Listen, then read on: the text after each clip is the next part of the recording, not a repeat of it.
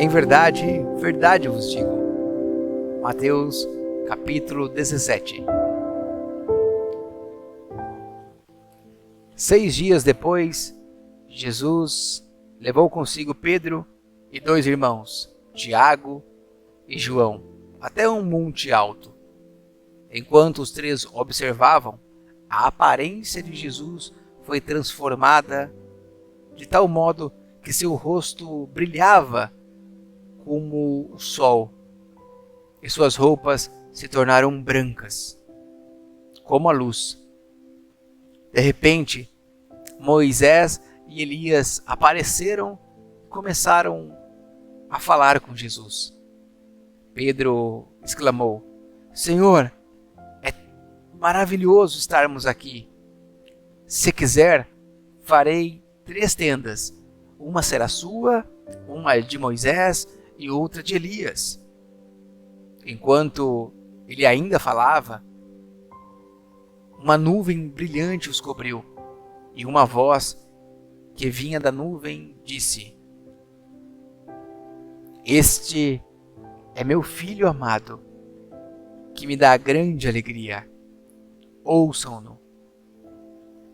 Os discípulos ficaram aterrorizados e caíram com o rosto em terra. Então Jesus veio e os tocou.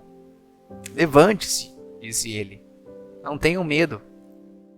E quando levantaram os olhos, viram apenas Jesus.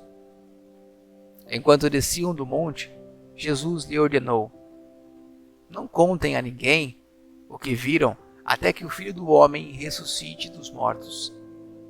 Os discípulos lhe perguntaram: Por que os mestres da lei afirmam que é necessário que Elias volte antes que o Cristo venha?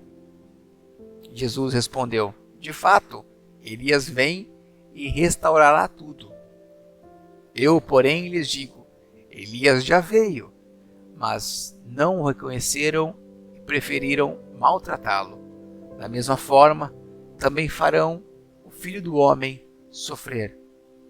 Então os discípulos entenderam que ele estava falando de João Batista.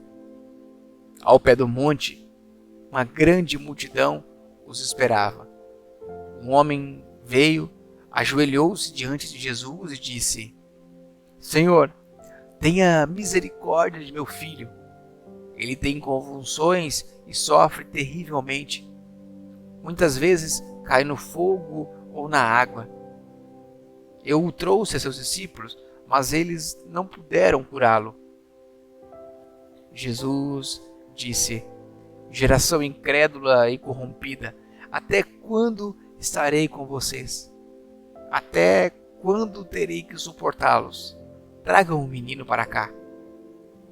Então Jesus repreendeu o demônio e ele saiu do menino, que ficou curado a partir daquele momento. Mais tarde, os discípulos perguntaram a Jesus em particular: Por que não conseguimos expulsar aquele demônio?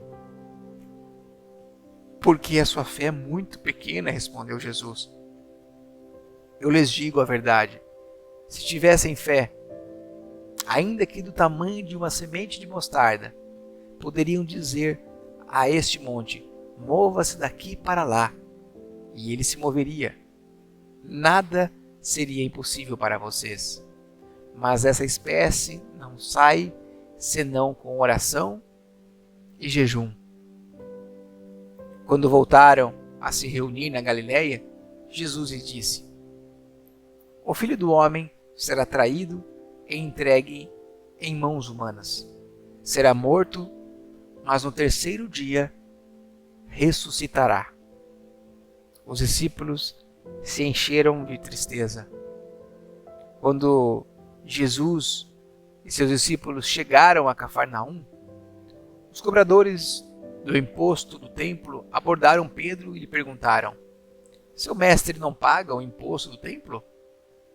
Sim, paga, respondeu Pedro. Em seguida, entrou em casa. Antes que ele tivesse oportunidade de falar, Jesus lhe perguntou: O que você acha, Simão?